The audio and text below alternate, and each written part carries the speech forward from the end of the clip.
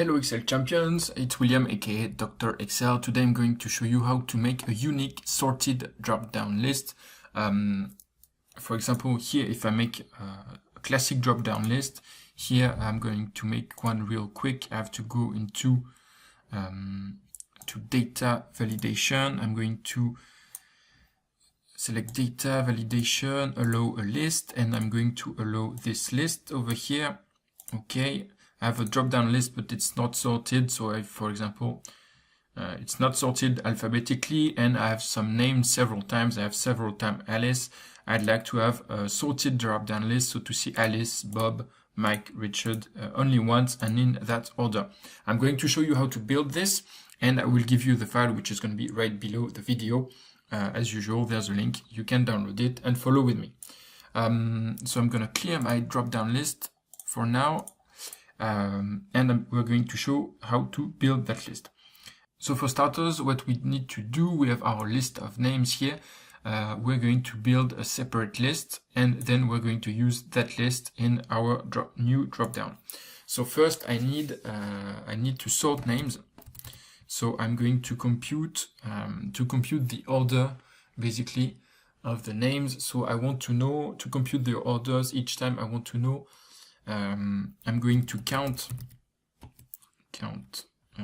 if in this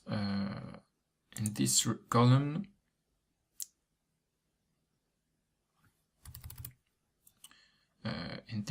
here, I want to count if the value is to count the number of values that are higher than the current value. So here I'm going to count the number of different values that are after Mike in the alphabetic order. So to show you how this works, I have to fix this this list. I have to fix this reference. This way it works. So here what we see is basically actually, I should use lesser than. It's going to be the opposite.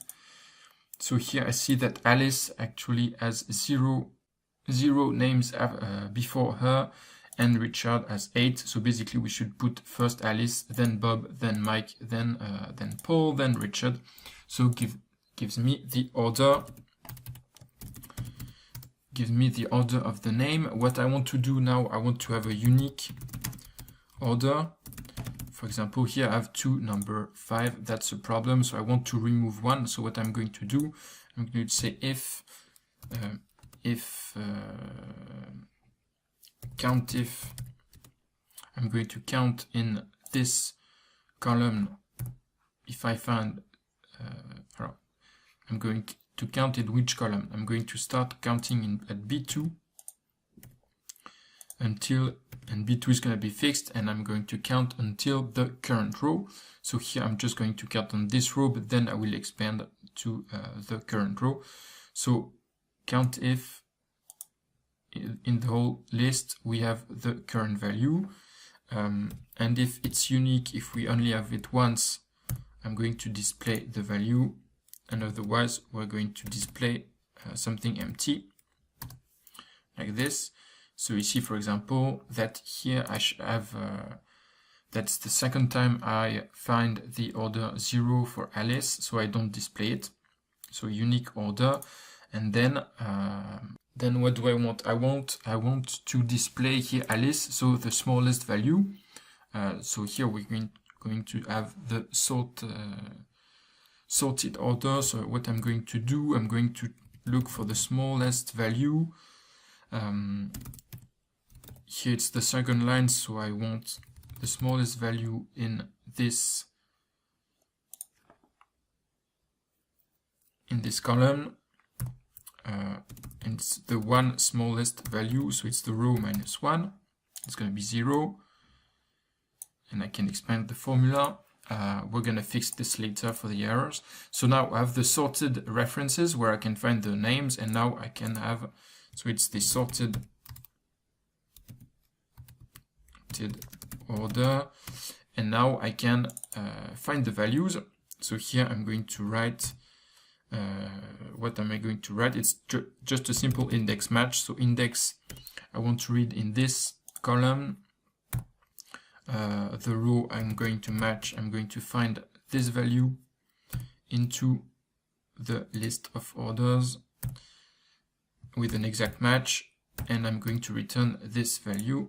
So that gives me the unique list number. And if I want to remove the errors, I'm going to use if error of this formula,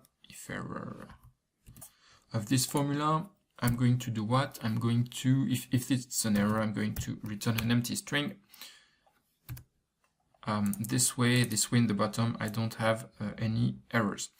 So unique sorted list. That's it. So now I can unique sorted names. So now I can make my my drop-down list with that. So I'm going to go to data. I'm gonna put some format around it so I can remember that it's here. So data validation allow a list, which is gonna be this one. And now I have my unique sorted list. So here I've shown you all the different formulas. We have three intermediary steps between the two formulas to show you all the different steps. It takes some room in your spreadsheets, but it's probably better to see how it works.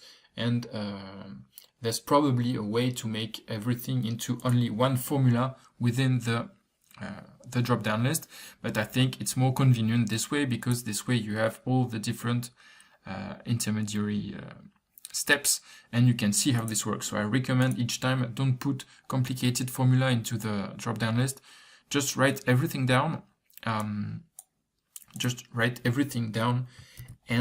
this way you have access to all the computations that you've made. So don't forget to download the file with all the formulas, because it's a bit complicated. This way you can improve it or reuse it as is.